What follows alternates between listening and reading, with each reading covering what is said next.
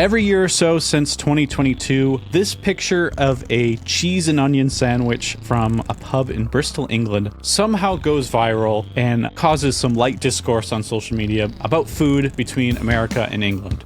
And for some reason, I have become obsessed with this sandwich. A thick chunk of white sharp cheddar cheese, a stack of sliced white onions, with a slab of Heinz salad cream sandwiched between a white bread roll.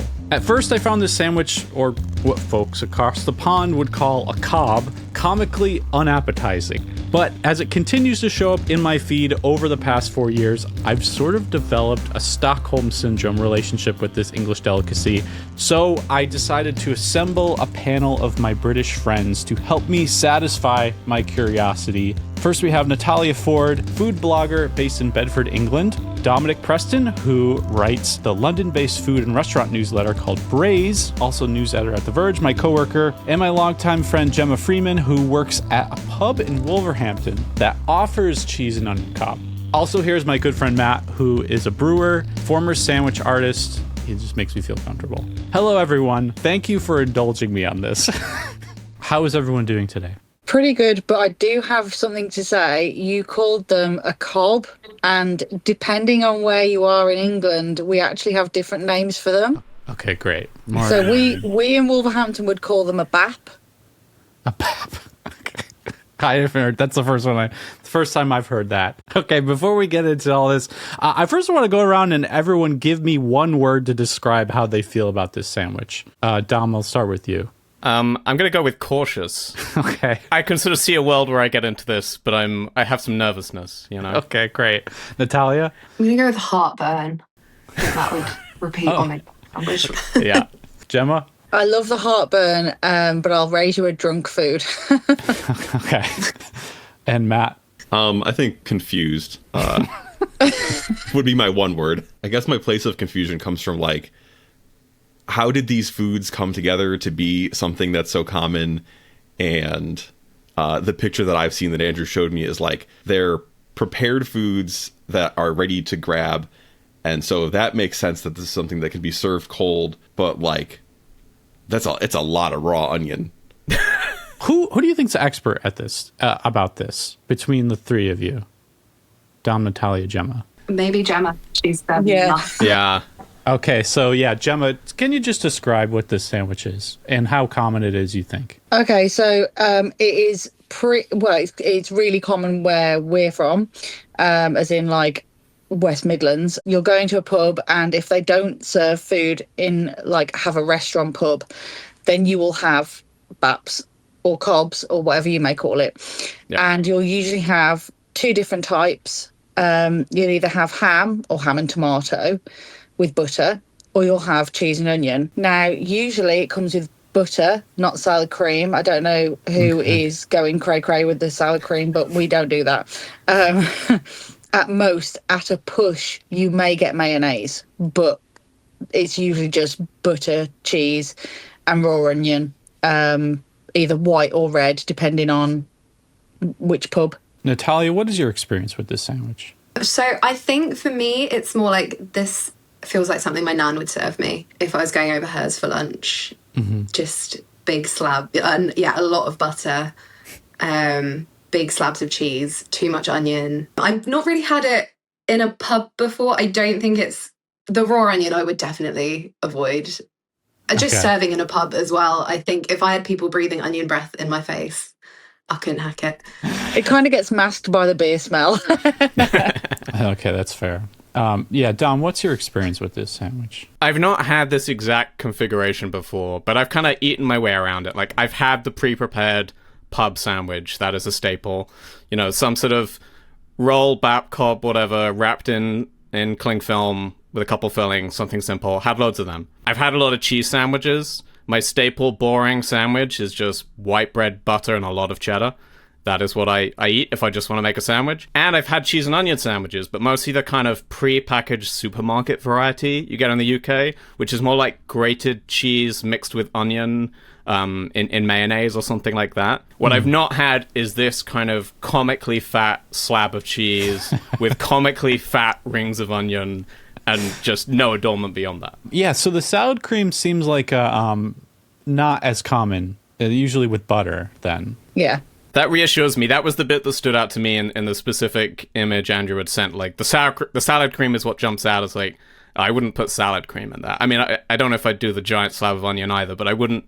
Salad cream is what tips it over the edge, right? That feels perverse. Yeah, because in this photo, there is a couple of sandwiches and then a completely empty bottle of salad cream next to it. So, Matt, I would say from all of us, I think you're the pickiest eater in this group. Would you ever eat this sandwich? I mean, I'm curious to see what salad cream tastes like. I mean, and none of these individual items offend me. It's just the proportions are the strangest part. Yeah. If I recall correctly, you're not a mayo guy, right? I am not, but I've gotten, I think, better with mayonnaise. There was maybe a time in like my late teens and early 20s where I was like, oh no mayonnaise can touch any of my food. But as long as like a food isn't swimming in mayonnaise, I'm okay with it. Got it. And then I think Gemma shared a video of the one at her pub. Okay, so some red onion, some butter or margarine spread, and then thick chunky piece of cheese. It's not as thick as it usually is, but yeah. Okay. So no salad cream on that. Was everyone aware of this, like, going viral on social media? I hate using the word viral, but we don't really have another word for it. I've seen it happen a few times. I'd seen this specific post that you shared to me the other day. I'd seen that like the day or two before you shared it. I think the first time I'd seen it go viral was a year or two ago, and actually it was just a weird quirk of fate that the Premier League football/soccer team I follow, Arsenal, one of their kind of writer who writes about it that I follow and a podcaster, he was going to an away game. I can't remember where, but it was some team in the Midlands. And he took a photo of the cheese and onion sandwich he got in the pub before the game. And that went viral. And so I sort of saw this virality play out through a writer I already followed on a podcast I listened to, as he was just bemused that everyone found his very normal pre-match sandwich to be this totally strange thing. Oh, interesting. So should we... So I asked everyone to kind of assemble a sandwich with us, together. Matt, you bought some ingredients. I got some ingredients. Dom, you got some ingredients. Natalia, you brought some ingredients. Gemma, you just showed us this beautiful video, and you brought one home. But what happened to it? Yeah, my husband ate it. Great. If you leave something lying around, it does not last in his house. Does your husband like these sandwiches? Yeah, he loves cheese and onion sandwiches. They're his favourite. He'll have that and some pork scratchings, and then that's perfect pub food. Oh, gotcha. Okay, well, I got some white onion. I brought this roll here, and I got some English cheddar from the grocery store, and I also got some salad cream, and I will make it as close as possible to the sandwich I saw in that photo. Dom, what did you bring? Yeah, I also did my best. I've got hold of I call it a roll, but that's because I'm a softy southerner. So it's a roll to me, not a bap or a cob. Okay. I got half an onion. That felt like more than enough onion to me. I didn't want to go any more than that. And a giant block of cheese. Oh, nice. And some butter, which I'm not going to try and lift up by hand because that's going to go really, really wrong. But yeah, I didn't want to do the salad cream. I don't keep salad cream in the house. I was not about to buy a whole bottle of salad cream that I was not going to touch. So we're going butter here. Okay.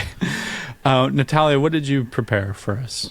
So I'm also more a mayo girl rather than salad cream, and I don't really like butter in sandwiches. But I've got a tiger roll. Again, I call them rolls. Unless it was like super white and floury, then I'd probably call it a bap. Okay. I bought some cheese with pickled onion and chive because I thought that sounded great, and Nice. cheese and onion cheese. I've got some chopped up onion here, and then I needed some more mayo, but I bought the limited edition Neil Diamond mayonnaise from Tesco. It's sweet sandwich time mayo with deli style mustard. Neil Diamond has a Neil Diamond, yeah. mayonnaise. I mean, I'm guessing it's for the World Cup. I think there's a sandwich as well. Why Neil it Diamond in, in but- the World Cup? What is his relation to Sweet this? Caroline. Oh, okay. Yeah, we sing that everybody will at sing it. other sport games here. Matt, and then what did you bring? I have a Carlisle brand roll. It's pre-sliced, so That's convenient that you can just open it. I was able to acquire some Heinz salad cream. I was talking to my wife about this project, and she said, oh, the British food, she wants you to know, the British food is at the end of the cracker aisle after the Nature Valley bars before you get to the shrimp.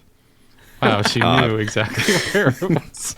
Where it belongs. And so the shrimp is funny sounding, but it's like an open refrigerated container at the end of some short aisles. And there was a section that said European, and it was maybe like the full height of an aisle and like 1.5 feet wide.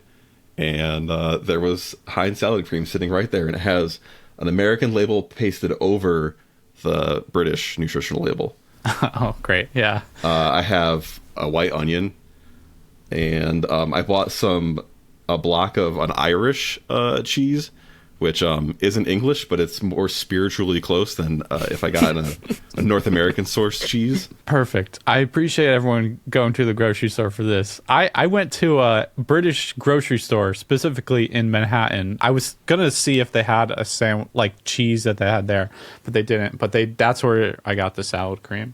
All right. Well, should we assemble our sandwiches? Let's get to it. Yeah. All right.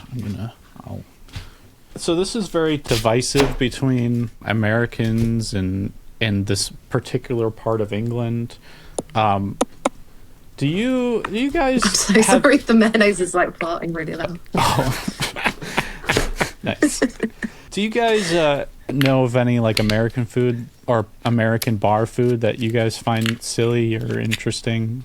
Sometimes like chicken and waffles, and funnily enough, it always reminds me of you, Andrew, because we went to that diner on the way back from the airport once, and you had to get chicken and waffles. Oh yeah, I did. Yeah, that was kind of novelty up in the Northeast at the time, because it's more of a Southern dish. And now it's everywhere. You get chicken and waffles everywhere. That's funny. That's a good answer. All right, I'm gonna cut my onion pretty. It looked like those onions were pretty thick, right? Yeah, I happened to cut uneven, but I went for thick. I feel like I've done mine too thin, so I'm gonna wedge them all on like one half of the sandwich, and I'll just have that. Should I put the salad cream on the bread first? I'm going for the proportions in the viral images I've seen, but I have to say the one in the video you shared, Gemma, looked far more appetizing. Yeah, Gemma's looked reasonable. Reasonable. Like red onion rather than white, great choice, and not a whole onion. Should I have this cheese, or should I just throw this on there? Oh, let me see how thick that cheese is. This is 7 ounces of cheese worth $9. But I'd probably half that. Save the rest for cheese on toast later. Yeah, mine's pretty thick too. I'm gonna probably cut it in half. Who can describe salad cream to the listeners or watchers? What does it taste like? I would say like a sweet mayonnaise. Yeah. Yeah. It's not miles off mayonnaise. But it's like, I opened it and I licked the seal. It's like a really sharp vinegar with like a hint of mayonnaise, but like a horseradishy spiciness. Oh. There's definitely a vinegary sharpness to it that mayonnaise doesn't have. Yeah. I have to say, it's been years since I've had any salad cream, so I'm not the best judge of that. In keeping with the spirit of pub food, I have an English beer. I also prepared a pint, just lovely, in case. Lovely. I did as well. I got Old Speckled Hen. Is that? Oh, good choice. Good Yeah, choice. very good Great. choice. That's a good beer. Okay, great. Gemma, what do people drink with this sandwich at your pub? Usually ales. So in our pub we have like 4 guest ales every week. We change them around. But yeah, I'd usually say like more bitters than IPAs. But yeah. Matt is a professional brewer. Matt, could you what do you think would be a good beer to have with this sandwich? I mean, I really don't know what kind of beer would complement the flavors in here, but I would try to fit the setting. So I think that like bitters, traditional English ales are the kinds of things that I would go for. So when you had Old Speckled Hen, I was like, yeah, that's a good call. And then I was in the store, and the only really British offerings that we had were Samuel Smith's and Boddington's. So I got a Samuel Smith's Nut Brown Ale, which I don't know how brown that is, and I'm not so much an expert on the northern versus southern brown divide. One is closer to a porter, I think, and the other is like a caramel color added to a pale ale. when you guys came to England, you had Banks's bitter, if you remember. You remember that? No, I don't. Yeah, remember. I remember beer. And that they've stopped now making it after like nearly 200 years. Oh. But that was what you would tend to go for. Like most blokes would just go for a pint of Banks's bitter and a cheese cob. Oh, okay. Yeah, that was the brewery in town, and you had cans or bottles in your grandparents' house. Yeah. Oh, and we wow. watched Simply Come Dancing. This was 2013. All right. I'm cutting this cheese. Getting like... What's so funny? Good luck. I think like one of the important parts of a kind of sandwich like that is the cheese just has to be at room temperature. It has to be kind of warm, kind of bendy. I feel like if it's cold cheese, it's just not going to be as good. Gotcha. It's like when you used to take them for like packed lunch and the cling film had been around it, and you know that it was kind of sweaty, but it was still really and they're good. just squashed. Yeah. Okay. Look at... How's this look so far? It's like a pretty... It looks like the picture. It does. Yeah. Okay, beautiful. Look at that. Okay, let's see everyone's sandwich. Oh, that's beautiful. I love it. Gemma, what do you think? Do you know what? I think they're all pretty good. Does this look appetizing? I would, out of everyone's, actually, I think that Andrew's got the right ratio of cheese. That's really thick. That's a lot of cheese. I've like pushed all of mine to the front as well. The sort of McDonald's advertising photo trick of stuff all the fillings at one edge. Yeah. yeah. All right, let's give it a go, shall we?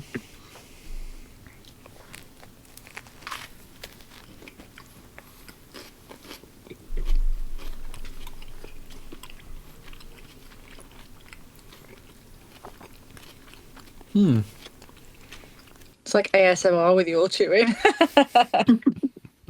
It's actually pretty nice. The onion is a lot less intense than I thought it would be. Yeah. Even with the amount I put in. I really thought it would taste of nothing but onion, but it kind of works. I know. I was thinking the same thing. I'm actually going to add another onion.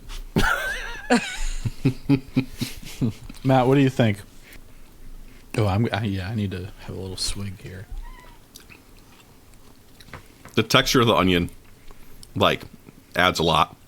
It kind of, like, I think dominates early and then dissolves away. And they're kind of left with cheese hanging out. I don't know that I can differentiate the salad cream from the onion. And then, I don't know, I'm not getting a lot for my roll. It's kind of just to hold it. This is actually pretty good. And also, so I had some of this beer yesterday without eating the sandwich. And I was like, yeah, it's okay. But this pairs really well with this. I actually like it a lot better after eating the sandwich. Matt, you used to work at Subway. This is true. Did anyone ever order a cheese and onion sandwich at Subway? Not just cheese and onions. I guess the Subway option would have been to get like a veggie sandwich, and then we would put cheese on it. But it's just simple slices of. At the time, we had American Swiss and provolone in my Subway, and then you could add whatever vegetables you wanted, of which onions were an option. They didn't have cheddar? No. I guess American would be the cheddar, because American is a mild cheddar with like a sodium citrate added to make it more bendy. Gemma, how often do you have this sandwich yourself? Not super often, only because obviously I work in evenings, so I usually have it when I'm not working. But we tend to go to the pub on a weekend, like on a Sunday, and we'll just get some snacks. So maybe every week, every like 2 weeks, maybe. Oh, okay. You know, salad cream, I think it works. Though I would like to try it with butter. So you talking about Subway reminds me that we have subs, but there are different names for sandwiches here in the States, like grinders, subs, hoagies. What's the difference between a cob, a bap, a roll for our British friends? Absolutely nothing. Yeah, Okay. it's just where it's you just are. a regionalism. Yeah. In Manchester, they call them barm cakes, Yeah. Oh. which I never understood. So cheese and onion also is just like a thing over there too. Like, so I bought some Walker's cheese and onion crisps. They're my favourite. Oh, I've got some too. Oh, lovely. And some next week. So I thought I'm going to put them in the sandwich afterwards. that's Oh, good. yeah, good thinking. So yeah, we don't really have this flavor over here, Huh. right, Matt? We have I like don't think cheddar so. and sour cream, which is like Yeah, a there's little cheddar and sour cream is pretty common. Sour cream and onion is one of the staple flavors that everybody makes. But this is like a specific. This tastes a little bit different from any of the American versions. Natalia, earlier, I think yesterday, you shared with me a whole bunch of snacks at the grocery store that are all cheese and onion flavor. And there was so many more that they didn't have as well. They were just sold out. Is that come from the sandwich, you think? Yeah, we're big on cheese and onion. I don't know which came first, the flavoring or the sandwich. But, I mean, cheese and onion crisps are, like, it's them and salt and vinegar are the two big flavors. It's not just like it's a niche option. That is the one of the two default crisp flavors. Yeah. It's just never carried over here for some reason. But, you know, with the World Cup and everything, everyone's sharing different foods with each other. I love seeing all these different countries come over to different parts of the United States and seeing what they're experiencing. I feel like I need to like petition in pubs though, instead of just having cheese and onion. I think we either need to have cheese and Branston pickle or cheese and Marmite. 100%. Yeah. Oh, yeah? Cheese and Branston would Cheese be... and Marmite is my There you favourite. go both ways. Matt, what would be something we'd have at a bar to eat? There's like no equivalent of like a prepared food. Like it's always just like fried food, like mozzarella Yeah, you're either sticks. going to get a fried fries. food or a full meal, or like the lighter snacking food is just chips or like some kind of like a chip equivalent pretzels, something like that. Or that prepared cheeseburger, the big ass cheeseburger. Have you guys ever seen this? It's like a microwavable cheeseburger in a like plastic package. Oh, like rustlers, I guess. Yeah. You buy rustlers in like petrol stations, gas Sure, stations. yeah, exactly, You know, yeah. and go and microwave them at home. Yeah. Yeah, it's like that. But yeah, they should do that here. I think it would be so easy to sell these little sandwiches. We do like Scotch eggs and sausage rolls as well. Yeah. Oh, yeah. That's quite frequent in pubs. You know, with the Scotch eggs, you know, they sit out all day. I wouldn't necessarily go for that.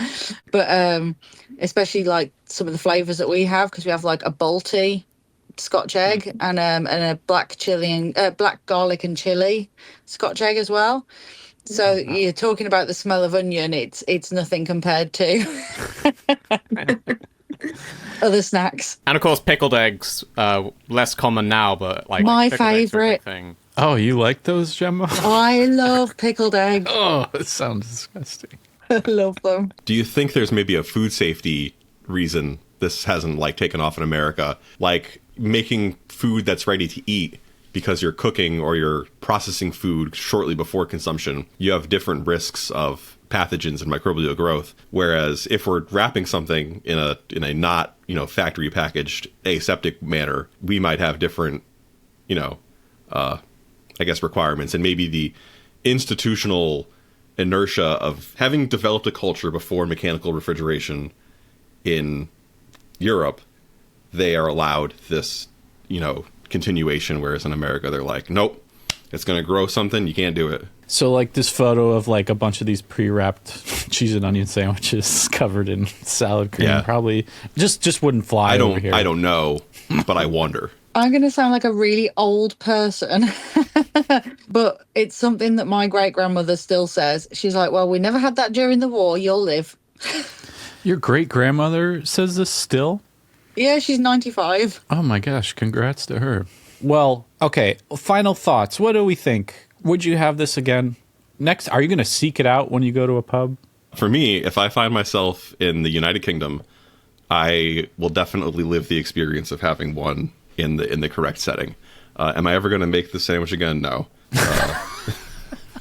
My other rolls are going to be tomorrow's breakfast sandwiches. This cheese is going to get snacked on, and this onion will get cooked into something else that has cooked onions in it. Dom? Yeah, about the same. I don't think this is about to hit my like home sandwich rotation. But the next time I'm in a pub that has them, which I mean won't be that often, you don't see them in London really, but if I'm like out of London at a pub that's got the cheese and onion one, yeah, I could absolutely see this as a drinking food. This with a couple pints sounds pretty great. Yeah. Natalia? Yeah, it's really like thrown me back to being a kid because I used to eat this quite a lot, but I haven't seen anywhere around me that sells them like that. But if I do, I'm definitely going to buy one. Great. Yeah, same here. I am like, this is going to be something I might have, like, might prepare like late night after coming home from a bar or something. Or maybe I'll bring it to work as a little sandwich. It's a pretty affordable sandwich to make. Yeah, Gemma, does this change your feelings about this sandwich at all? I love the nostalgia that Natalia's got over it, like, because it is a nostalgic thing, and I think that's probably why so many people go for it. It's something, you know, that you maybe also remember your family doing, or when you were younger, like your family might take you to the pub and you get a bottle of pop or whatever, and a cheese cob. But yeah, I just love that it's kind of like a little tradition that England have. And tomorrow's Father's Day, we'll be going down the pub for lunchtime and we'll probably end up with a cob. Oh, yeah. Lovely. I forgot one thing. I forgot my little hat.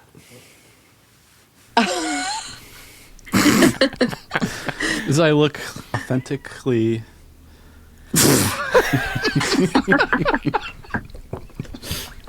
You should come film Peaky Blinders in Birmingham. Yeah.